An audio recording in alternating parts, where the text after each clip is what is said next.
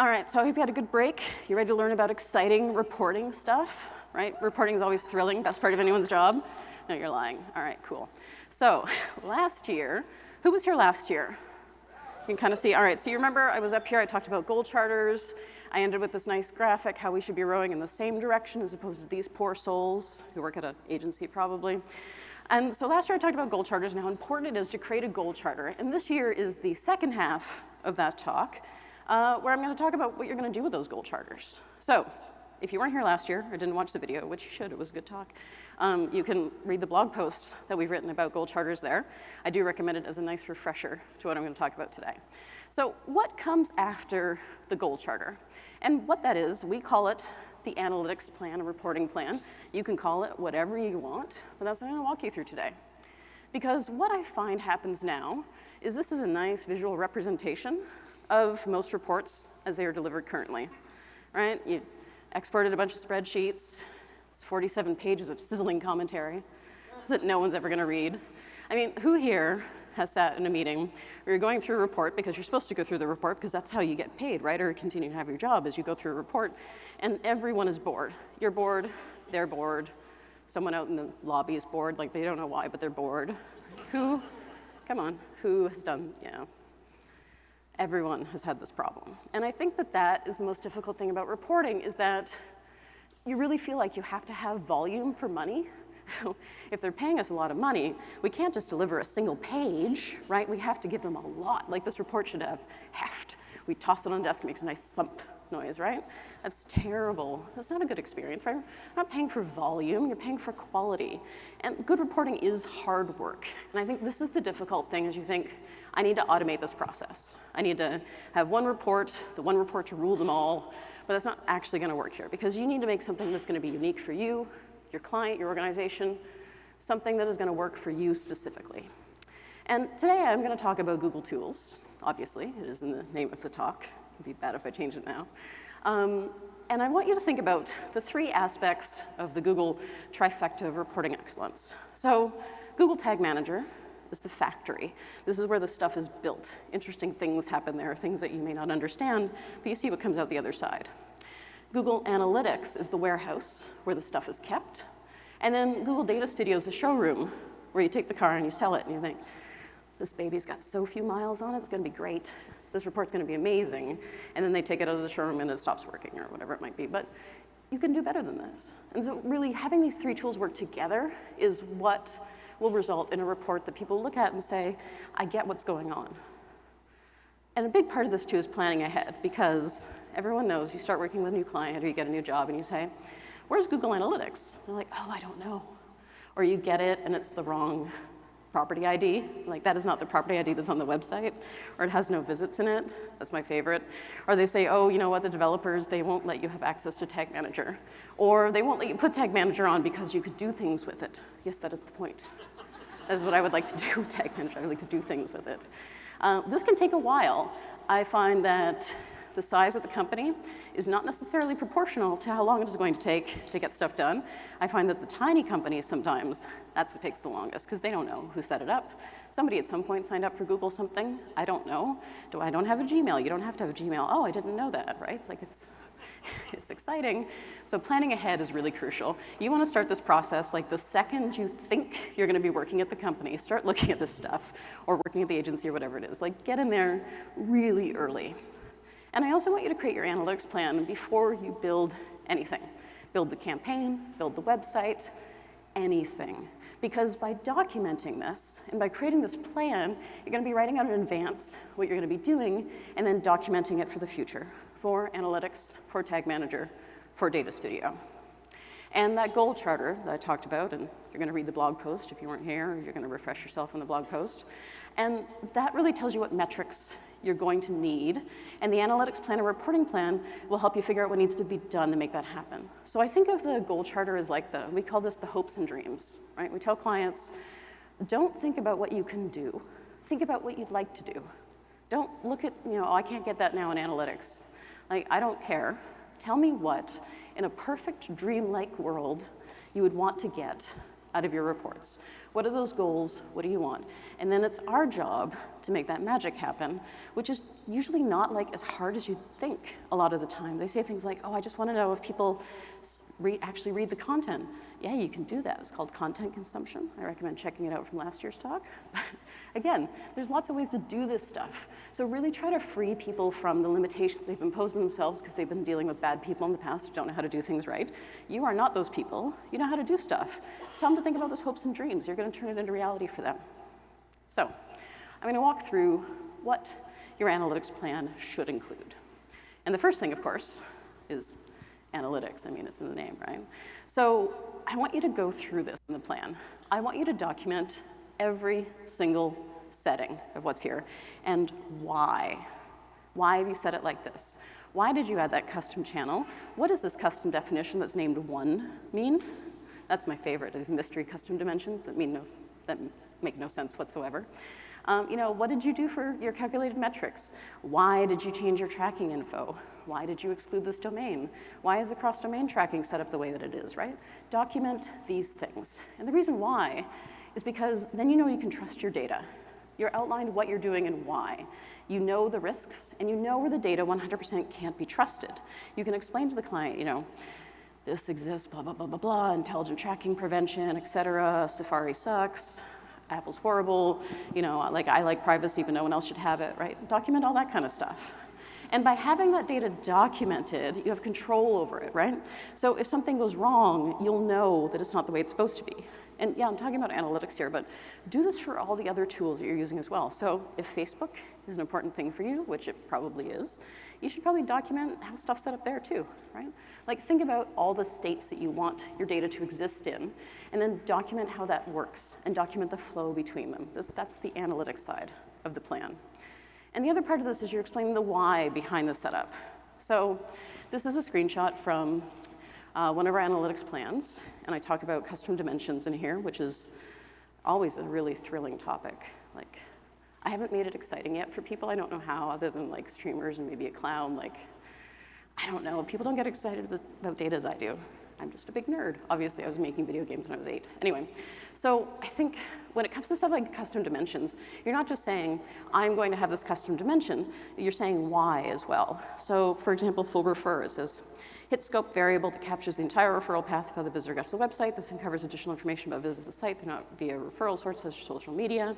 Why are we saving the GTM container ID? Why are we looking at the navigation type?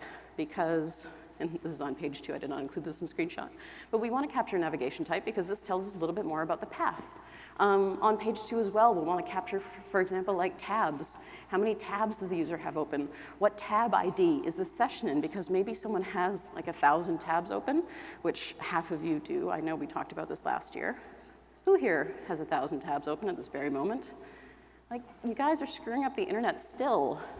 You know this, right? You know that if you leave tabs open all the time, it sends a 0-second session off to analytics every time you reactivate your browser, right? No? Let it go. Marie Kondo that tab. So I'm just going to talk about tabs for a second. It's my pet peeve.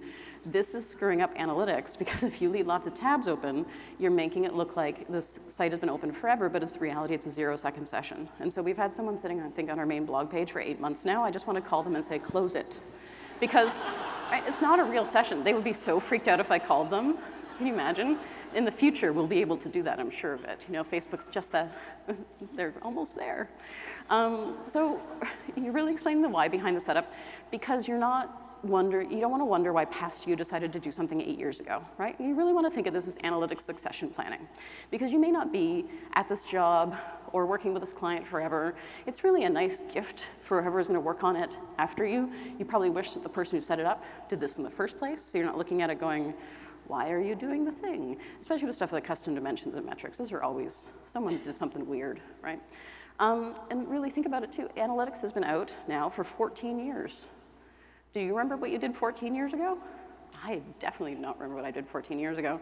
I mean, I'm sure I was excited about Google Analytics coming out. I'm sure I, read about it on a forum on Webmaster World or something back then, but it's not something where I remember. And so 14 years ago, when you set up analytics and you didn't document it, you created this problem for yourself. So document this stuff. And in the guide, make sure to cover both analytics and Tag Manager, because you're going to be using Tag Manager, right? Everybody uses Tag Manager. It's the best. Anyone not use Tag Manager? Oh, wow, this is awesome. Okay, I did have hands last year, so good job, everybody. Congratulations. Okay, so in the guide as well, you should be talking about tags, triggers, and variables. What have you set up? Why have you set up? It is boring to document this. It is not the most thrilling part of your job, right? But you have to do it because if something changes, you want to know why it changed and how, because sometimes that change history is not necessarily giving you everything that you need to know, especially if you have a shared account where everybody uses the account and it's just going to say like your shared account went and deleted a bunch of stuff. Not really helpful to find out that like Bob decided to go on a delete-a-thon and didn't tell anybody, right? And because of this, you're showing how the tools tie together. So this is the start of Google Tag Manager section in the sample analytics plan. And usually I'll just say like it's going to contain these following pixels, because the other thing too is that if you're not us, people don't understand how Google Tag Manager and Google Analytics work together. I cannot even tell you the number of times I had conversations with clients that go like this. Hi, we'd like to put Google Tag Manager on the site, and then when you do that, you need to remove Google Analytics from the site. And they're like, oh, but we aren't using Google Analytics anymore? No, you are.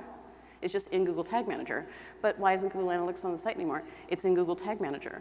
But I still want analytics. Yes, you're still going to have analytics. And I tell them, think of Google Tag Manager like a shopping cart, and you're pushing around, you know, your analytics tags in the cart. That analogy hasn't worked yet. So if you have a great one, please share it with me, because if I had $1 for every time I have that conversation, I would have like 20 American dollars, which is like $1 million Canadian dollars. I'd be rich. But yeah, I think that that's a hard thing for people to understand, is that how these tools work together. So by documenting this in theory and walking people through it, they should understand, I hope. Maybe not. So maybe this is a pipe dream, but I hope if we all do this, maybe it'll get better. Anyway, so the other part of it too is talking about the basic stuff you're going to be setting up. So this is talking about what we deliver via custom task in Google Tag Manager. If you're not familiar with custom task, it is very nerdy and delightful. Simo Ahava, who's basically the grand wizard of Google Tag Manager, he has a great section on custom task. So for example, you can double check if a transaction ID is already in GA, and if it is, then you won't record the transaction ID again, because remember back when I got mad at you about leaving tabs open? You know what else people do? They leave receipt pages open, and then every time that receipt page is triggered, it sends a transaction back into Google Analytics again, and then you're overcounting your e-commerce transactions. For example, you know, really loves to do this are old people. So we were working with the Symphony in Edmonton, and it turns out that they had thousands of extra transactions counted because they were leaving their ticketing pages open for months. Months, because you buy your tickets to Symphony super far in advance, right? Anyway, don't do that, use custom task. Different talk, but please go investigate that further. All right, so. And then the other thing too is you need to address what you're going to do with that data, right? Because you never are going to have this situation where you say, we're going to collect this because maybe we're going to need it later. I hate that.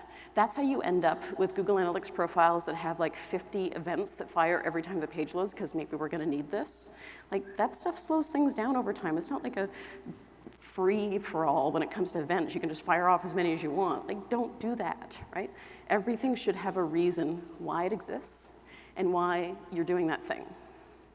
And then at the end of this analytics plan and Google Tag Manager plan, you're going to have a little note about Google Data Studio, because you're all going to be using Google Data Studio and love it after this talk if you don't already love it. So when we talk about Google Data Studio, we talk about the things that are going to go into the report. I'm going to come back to this in a little bit. So what you're going to have at the end of this plan, when you're all done this, is you're going to know what different tools need to talk to each other. Website, phone, reviews, social media, all this different stuff. Because remember, your client gave you those pipe dream goals, and one of them was, I want to know if people who buy this product instead of this product are more likely to leave positive reviews for me on Google. Like, I don't know how to do that, but you will. Because our problem is that you're missing a shared language right now between these different tools. You know, this talks this way and that talks this way, and we can't get these two to talk to each other. But what can be a common language between the two is Google Analytics Client ID. And if you don't know what the client ID is, that is a unique identifier given to you when you go to a website. And if you would like to be a big nerd like me, there's a great extension for Google Chrome called Data Layer, I think it's Data Layer Pros extension. It's great because then you can look what other people are doing in their Google Tag Manager and then steal their ideas. A really good site to visit with this is the Next Web. They have an excellent Google Tag Manager setup. Anyway, so you can see the CID here. It's just a random string of variables. And then what you do is you save the CID as a session scoped custom dimension in Google Analytics. And so you might be doing this. You're like, I was not told there would be coding. This is an SEO conference, not a code conference. It's super easy, I promise. So if you're not super familiar with analytics, dimensions and metrics might be tough, and that's okay, because honestly, for me, it took me a while to get dimensions and metrics clear in my head.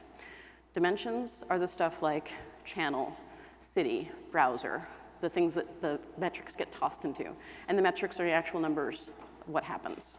So something like a CID would be a dimension because it is to that specific session, whereas a page views, for example, would be the metrics. And really, I like to think of dimensions as a descriptor and the metric as the number of times that descriptor happened, if that helps you keep it clear in your head. So now we have to take that CID, and then we have to move it back, move it into other applications, because this is the real trick, right? You can get the CID, but if you don't get it elsewhere, you have no way of tying this data together. So, but then the other half is, well, how do I get this data back into analytics again, right? I've got the CID in analytics, but then where do I go from there? Did you know you can make your own Google Analytics hits? I mean, this is how spammers do it, right? You've gone into referral traffic and you see like freeseoadvice.com. You're like, how did that guy do that? I'm gonna show you. Do not use this to spam your competitors. I mean, you could. I don't advise doing it. It is funny if you do, but don't do it. Especially not on April Fools. Anyway, so let's walk through an example of how to do this. So we're gonna save the Google Analytics CID in a hidden field in your form. And then that would go into, oops, and then that would go into, there we go, a field, for example, in Salesforce. So we have a client who is a pest control company in Australia. Boy, they have a lot of pests in Australia. He's very busy. And on his form, and this site is Squarespace, like it's not set in the web development world on fire, but we can put a hidden field in there, which will capture the CID, because the very fine people at Upbuild, thanks Upbuild, I think you're out there. Oh yeah, there you guys are. They're great, you should talk to them, they're cool. They created this nice JavaScript function that you can run, which will grab the CID and toss it into that hidden field in the form for you. And then, when the opportunity is closed in Salesforce, then you can push that back over into Google Analytics. But how, you may ask? Well, Google has a hit builder. It shows you how to do this stuff. You put the things in the fields, and then the hit is built for you. And this is a basic page view hit. So, and you can mouse over all the little I's and it'll tell you what it is, but essentially this is, you would change the TID to be the actual Google Analytics ID.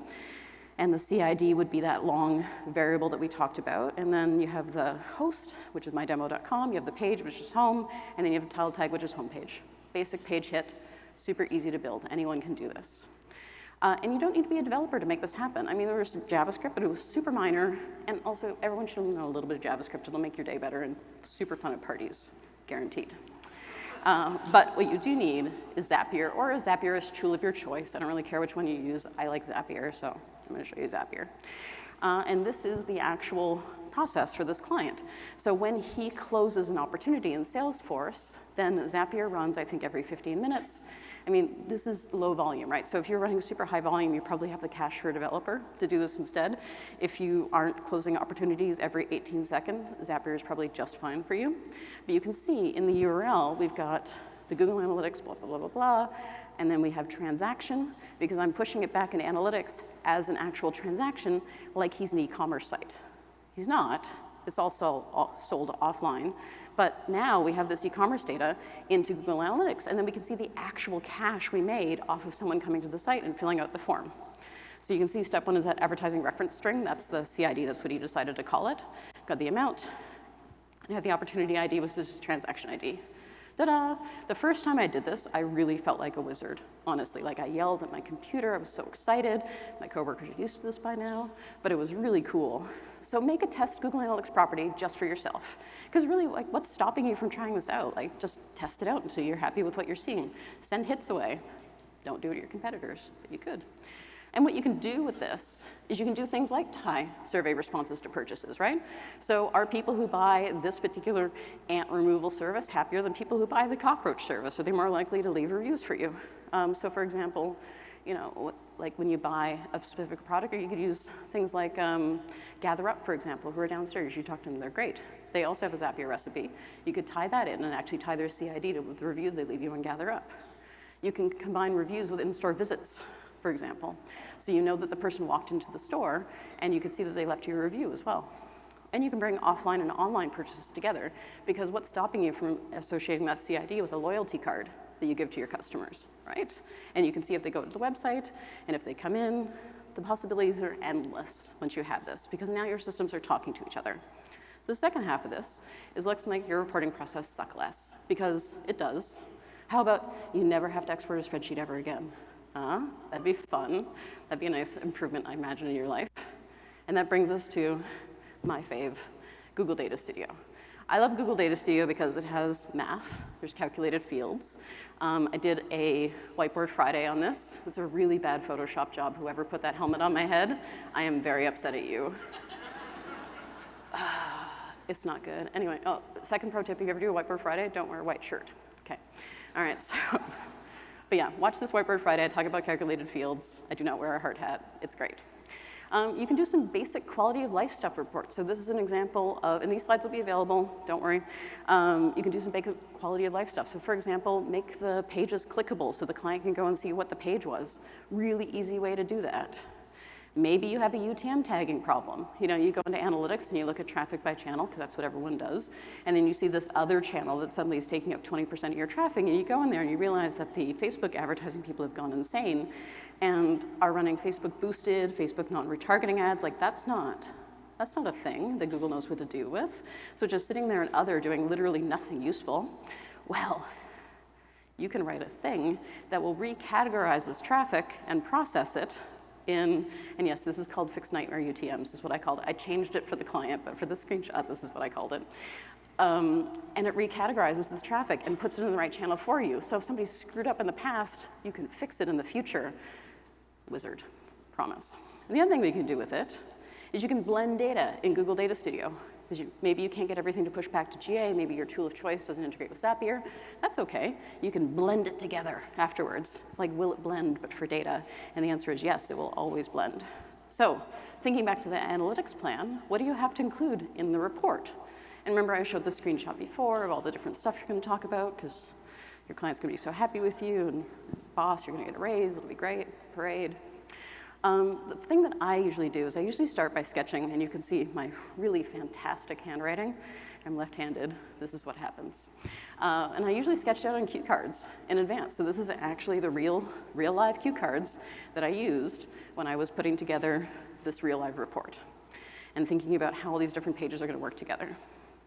And make sure to choose the right elements when you're sketching. It's way easier to fix it now than it is in Data Studio, where you'll just be finicking with pixels all day. You just want to get it out of the way now.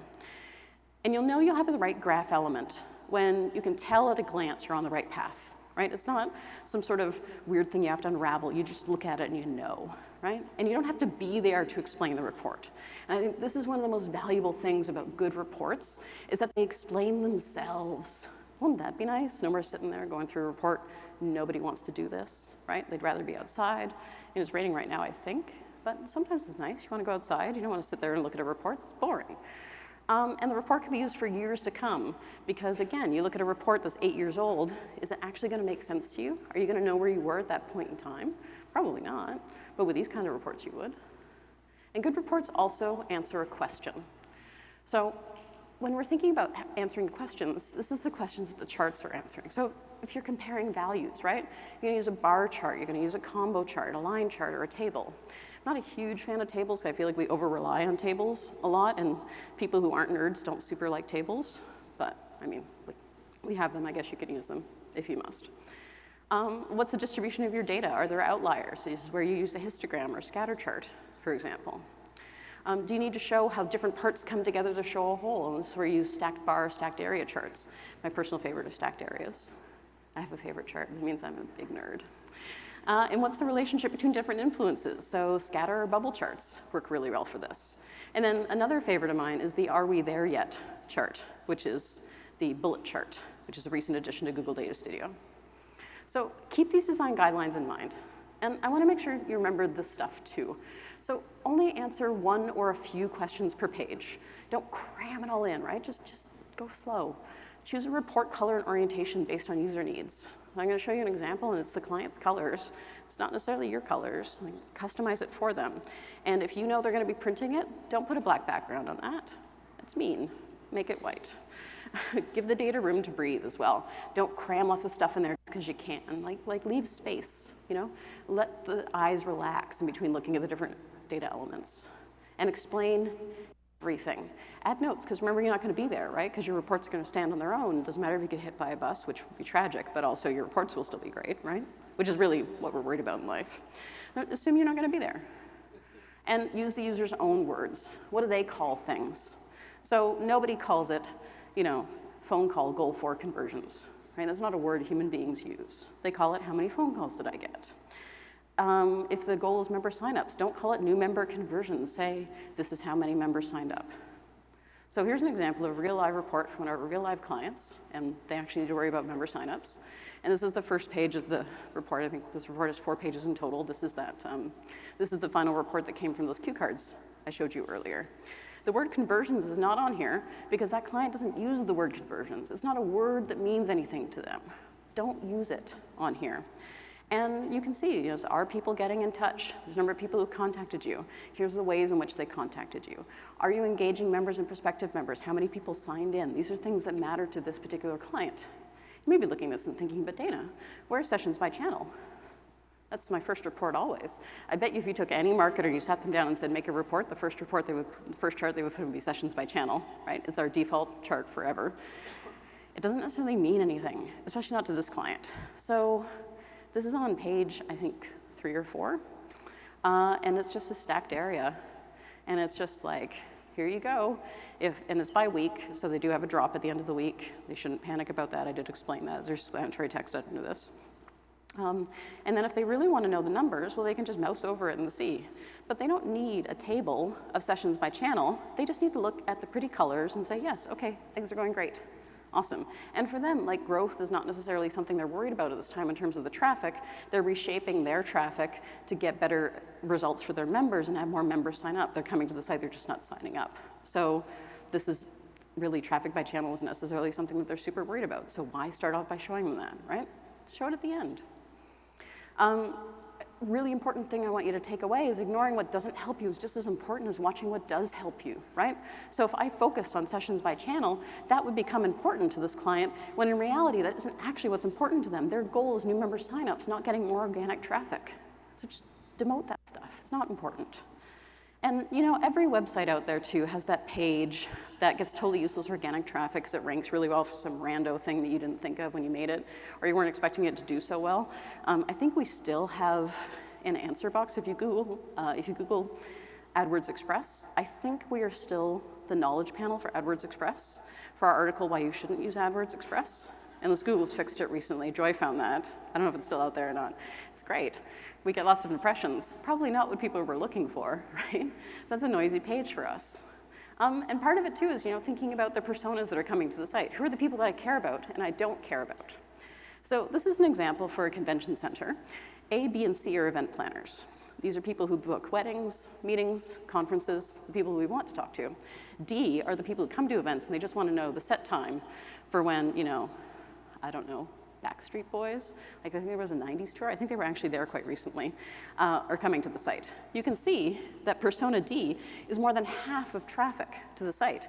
If we average their conversions based on all the traffic, their site would look kind of crappy. But if we subtract persona D and we say, all right, I only care about A, B, and C, that conversion rate looks a lot better. If persona D happens to convert, it's kind of an accident, or they were applying for a job.